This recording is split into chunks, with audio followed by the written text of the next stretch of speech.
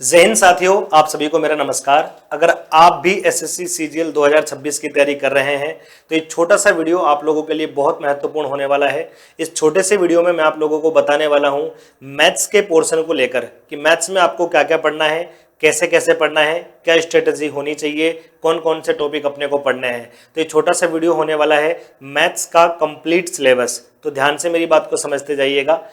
क्या exam pattern होता है, मैथ्स के कितने क्वेश्चंस आपके सामने आएंगे, कितने मार्क्स के होंगे, क्या होगा क्या नहीं होगा, मैं एक ही वीडियो में आपको सब कुछ बताने वाला हूं। तो जैसा कि आप लोग मेरे पीछे थंबनेल देख पा रहे हैं, हम लोग डिस्कस करेंगे SSC CGL 2026 complete syllabus. Maths के बारे में हम लोग बात कर रहे हैं। तो दोस्तों आइए मैं आप लोगों को समझाता हूँ। प्यारे भाई, मैथ्स के सिलेबस की जब भी हम लोग बात करते हैं तो आप लोगों को पता होगा कि मैथ्स में हमारे दो पोर्शन होते हैं। दो पोर्शन कौन कौन से होते हैं दोस्तों? तो एक तो हमारा अर्थमेटिक मैथ्स होता है और एक हमारा एडवांस मैथ्स होता है। ठीक है भाई, उन दो पोर्शन की जब अपन बात करते हैं, दो पोर्शन की अपन बात करते हैं, तो एक तो हमारा अर्थमेटिक वाला पोर्शन होता है, अर्थमेटिक मैथ्स। ठीक है भाई, जिसको हम लोग क्या बोलते हैं, अंकगणित। एक तो हमारा अंकगणित वाला पार्ट होता है और दूसरा जो हमारा होता है दोस्तों वो एडवांस मैथ्स होता है, या जिसे हम उच्च गणित भी कह सकते हैं हिंदी में। एडवांस मैथ्स हमारा होता है। ठीक है भाई, अब हम बात करें अगर एसएससी के एग्जाम के बारे में, जैसा कि आप लोगों को पता है हम लोग उसी के बारे में बात कर रहे हैं। तो देखो, ऐसा नहीं है कि भाई इसका पोर्शन कम आता हो या इसका ज्यादा आता हो, या इसका कम आता हो या इसका ज्यादा होता हो। दोनों बराबर से पूछे जाते हैं, चाहे प्री के एग्जाम हो चाहे मेंस के एग्जाम हो। एग्जामिनर के माइंड के ऊपर डिपेंड करता है कि वो किस सेगमेंट से कितने क्वेश्चन आप लोगों को देते हैं। ठीक है भाई, अर्थमेटिक से ऐसा हो सकता है कि भाई थोड़ा कभी कभी ज्यादा आ जाए, एडवांस से कम आ जाता है, कभी एडवांस से ज्यादा आ जाता है, अर्थमेटिक से कम आ जाता है, लगभग लगभग दोनों से बराबर आते हैं। तो प्यारे भाई, जैसा कि आप लोगों को पता होगा एसएससी सीजीएल के लिए आपको दो एग्जाम देने होंगे, जिसमें एक अपना सीबीटी फर्स्ट ईयर जिसको अपन प्री बोलते हैं, और दूसरा हमारा कौन सा होता है प्यारे भाई, मेंस होता है। देखो दोस्तों, प्री में मैथ्स के आपको 25 क्वेश्चंस मिलने वाले हैं, 25 क्वेश्चंस मिलने वाले हैं। आपको पता होगा दोस्तों, एक क्वेश्चन जो होता है वो 2 नंबर का होता है। तो ऐसे करके 50 मार्क्स का आपका प्री का जो है वो एग्जाम होता है मैथ्स का। ठीक है भाई, 50 मार्क्स का मैथ्स आपको प्री में देखने को मिलेगा। मेंस में आपको 30 क्वेश्चंस करने हैं मैथ्स के, 30 क्वेश्चंस करने हैं, 30 क्वेश्चंस। एक क्वेश्चन आपका 3 मार्क्स का होता है, तो इस हिसाब से आपका 90 मार्क्स का मैथ्स मेंस में पूछा जाता है। बड़ा एक इम्पोर्टेंट रोल निभाता है आपके सिलेक्शन के लिए। आजकल दोस्तों आपको पता होगा कि प्री का जो एग्ज़ाम है वो क्वालिफाई कर दिया गया है। ठीक है, तो प्री के एग्ज़ाम के मार्क्स अब नहीं जुड़ते हैं, अब केवल आपको मेंस में ही स्कोर करना होता है। तो भाई इसके लिए हमारी क्या स्ट्रेटजी होनी चाहिए, मैं सब आप लोगों को बताता हूँ। ठीक है दोस्तों, तो चलिए भाई शुरुआत करते हैं। सबसे पहले मैं आपको अर्थमेटिक के बारे में बताता हूँ कि अर्थमेटिक में आपको कौन कौन से टॉपिक पढ़ने हैं और किस सीक्वेंस से आपको पढ़ने होंगे। ठीक है भाई, या मैं किस सीक्वेंस से आप लोगों को पढ़ाता हूँ वो सब मैं आपको बताऊंगा। देखो भाई, अपन जो स्टार्ट करते हैं, जैसा कि आप लोगों को पता है भी मैथ्स जो होता है वो नंबर्स का गेम होता है। तो अपन लोग पहला टॉपिक जो स्टार्ट करते हैं वो नंबर सिस्टम से स्टार्ट करते हैं। कई लोग इसको अर्थमेटिक में काउंट कर लेते हैं, कई लोग एडवांस में काउंट कर लेते हैं, मेरे हिसाब से इससे कोई फर्क नहीं पड़ता है। तो दोस्तों सबसे पहले अगर मैं बात करूँ तो हमारा पहला टॉपिक जो होता है वो होता है नंबर सिस्टम। नंबर सिस्टम या संख्या पद्धति, बड़ा ही इंपॉर्टेंट चैप्टर है दोस्तों, संख्या पद्धति। ठीक है, इसके बाद सेकंड नंबर पे हमारे पास जो आता है दोस्त वो सिंप्लीफिकेशन होता है हमारा, सिंप्लीफिकेशन या जिसे हम लोग कहते हैं सरलीकरण, सिंप्लीफिकेशन या सरलीकरण। सिंप्लीफिकेशन में हम लोग बहुत सारी चीजें डिस्कस कर लेते हैं, सर्ड्स एंड इंडाइसेस, ये भी हम लोग इसी में डिस्कस कर लेते हैं, घातांक और करनी। ओके भाई, तीसरे नंबर पे हम लोग टॉपिक डिस्कस करते हैं हमारा LCM and HCF, LCM and HCF या लेसे पे वे मैसे पे, लेसे पे वे मैसे पे, ये हमारा तीसरे नंबर का टॉपिक होता है।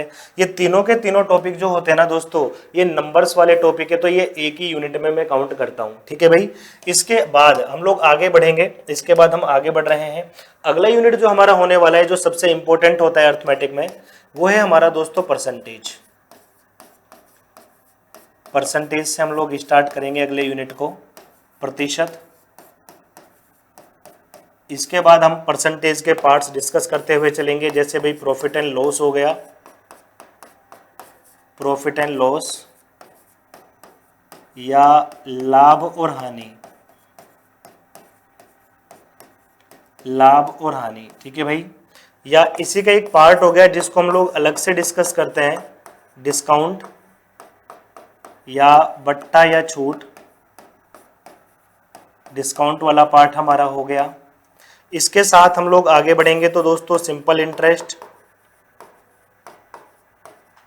या साधारण ब्याज, ये परसेंटेज का पार्ट होता है, ठीक है दोस्तों, साधारण ब्याज।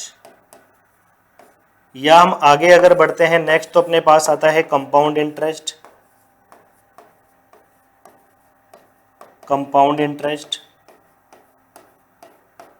या चक्रवृद्धि ब्याज। ये हमारा पूरा का पूरा सेकंड यूनिट कंप्लीट होता है यहाँ पर। तो मैंने बोला कि भाई ये जो अपना पार्ट हो गया ना, ये जो अपना पार्ट हो गया, ये पूरा का पूरा हमारा जो पार्ट है ये हमारा परसेंटेज वाला पार्ट हो गया, ठीक है भाई। यहाँ से लेकर ये पूरा का पूरा जो हमारा पार्ट हो गया ये परसेंटेज वाला पार्ट हो गया, ओके। अब हम आगे बढ़ते हैं दोस्तों। आगे हमारे पास 9 नंबर पे जो हम लोग टॉपिक डिस्कस करते हैं, रेशियो, अनुपात या अनुपात और समानुपात कह देते हैं, रेशियो एंड प्रोपोर्शन, ठीक है भाई। रेशियो में हम और क्या डिस्कस करते हैं तो प्यारे भाई मिक्सचर एंड डेलीगेशन वाला पार्ट आ जाता है हमारा, मिक्सचर एंड डेलीगेशन वाला पार्ट आ जाता है, मिश्रण वाला पार्ट। इसी में हम एज वाले क्वेश्चंस भी डिस्कस करते हैं, एज वाले या आयु में इसको बोल दूंगा दोस्त। और इसी में एक छोटा सा पार्ट हम लोग डिस्कस करेंगे प्यारे भाई, पार्टनरशिप, पार्टनरशिप, ओके, या साझा।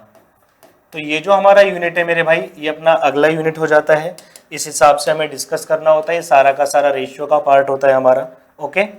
उसके बाद जैसे मैंने कहा भाई 13 नंबर पे क्या आएगा तो दोस्तों एक इजी टॉपिक होता है हमारा, एवरेज।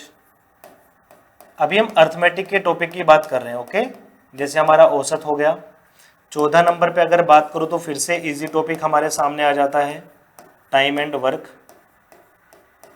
या समय और काम। वेजेस भी आ जाता है, यहाँ मजदूरी के बारे में भी हम लोग डिस्कस करते हैं, मजदूरी से रिलेटेड जितने भी क्वेश्चंस होते हैं। तो ये समय और कार्य हमारे पास आ चुका है। उसके बाद अगर हम बात करें प्यारे भाई तो पाइप एंड सिस्टम या नल और टैंक, ये टाइम एंड वर्क का ही एक पार्ट होता है, नल वे टैंक, ये हमारे पास टाइम एंड वर्क का ही एक पार्ट होता है, ओके। नेक्स्ट अगर हम लोग बात करें दोस्तों, अगला जो हमारा अर्थमेटिक का जो सबसे इंपॉर्टेंट टॉपिक होता है और बड़ा टॉपिक होता है, time, speed and distance, time, speed and distance, बहुत प्यारा टॉपिक होता है।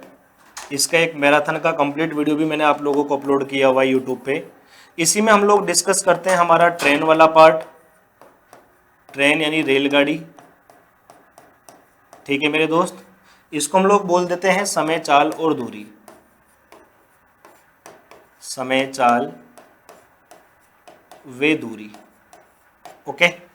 इसी में हम लोगों को पढ़ना होता है, इसका एक और पार्ट हमारे पास होता है जिसको हम लोग बोलते हैं दोस्तों बोट एंड स्ट्रीम या नाव और धारा, ठीक है भाई। तो ये अपना लास्ट यूनिट हो जाता है अर्थमेटिक मैथ्स का, नाव वे धारा, ठीक है भाई। तो ये अपना अर्थमेटिक मैथ्स का हो जाता है मेरे भाई लास्ट वाला यूनिट, ठीक है। तो इस सीक्वेंस में मैं चाहता हूं कि आप लोग भी अगर कभी मैथ्स पढ़ें तो आपको यही सीक्वेंस अर्थमेटिक मैथ्स का फॉलो करना चाहिए। चीजें एक दूसरे से बहुत ज्यादा रिलेटेड होती हैं, इस वजह से मैं ये बात आपको बता रहा हूँ। कई लोग जैसे रेशियो से स्टार्ट करते हैं तो मेरे भाई रेशियो में परसेंटेज यूज होता है, मिक्सचर जब अपन क्वेश्चन में करते हैं सोल्व तो प्रॉफिट एंड लॉस भी यूज होता है, सिंपल इंटरेस्ट का क्वेश्चन भी वहाँ आता है, एवरेज का क्वेश्चन भी वहाँ आता है।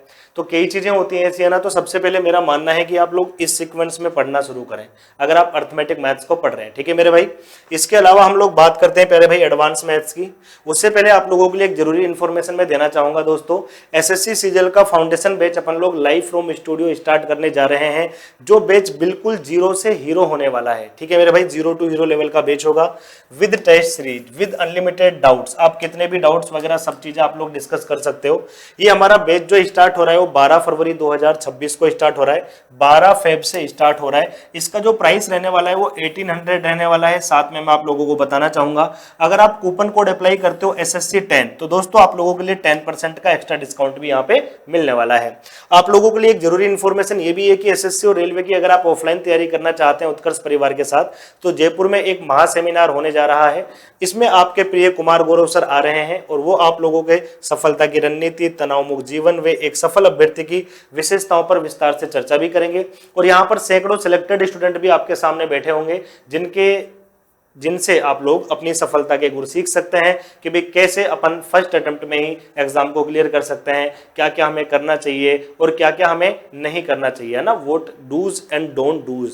तो भाई ये बात ध्यान रखेंगे अपन लोग। तो ये सेमिनार जो हमारा होने वाला है ये उत्कर्ष क्लासेज, शकुंतला भवन, गोपालपुरा बाईपास रोड, जयपुर, यहाँ पे होने वाला है। इसके लिए आपको रजिस्ट्रेशन करना पड़ेगा। तो आप QR कोड है, इसको आप स्कैन कीजिए और यहाँ से आप रजिस्ट्रेशन अपना कर सकते हैं। ठीक है प्यारे भाई, तो चलिए हम आगे बढ़ते हैं। जैसा कि मैं आप लोगों को बता रहा था, अगला हमारा जो मैथ्स का पार्ट होता है दोस्तों वो हमारा एडवांस मैथ्स होता है।